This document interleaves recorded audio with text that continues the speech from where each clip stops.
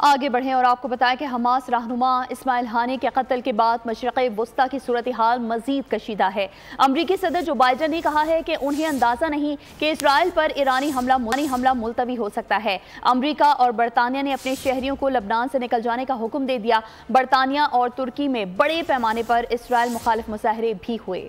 इस्माइल हानिया की शहादत। America Israel के रवैये से परेशान। अमेरिकी सदर जो बाइडन कहते हैं उन्हें इल्म नहीं कि ईरान इसराइल पर जवाबी हमले से दस्तबरदार हो जाएगा। अमेरिकी मीडिया के मुताबिक यरगमालियों के मुआहदे से मुतालिक गुमराह करने पर जो बाइडन ने इजरायली वज़ीर-ए-आज़म नेतन्याहू पर बरहमी का इजहार भी किया और कहा कि बेतौकीरी न करें। इसराइल और ईरान कशीदगी के पेश नजर अमरीका और बरतानिया ने अपने शहरियों को फौरी तौर पर लेबनान छोड़ने की हिदायत भी कर दी है। उधर बरतानवी वज़ीर-ए-आज़म की रिहाइशगाह के सामने मुजाहरा किया गया। मुजाहिरीन की जानिब से इसराइल को हथियारों की फरोख्त फौरी रोकने का मुतालबा किया गया। इस्माइल हानिया के कत्ल के खिलाफ इस्तांबुल में भी सैकड़ों अफराद सड़कों पर निकल आए हैं। इस्माइल हानिया की गायबाना नमाज जनाजा भी अदा की गई।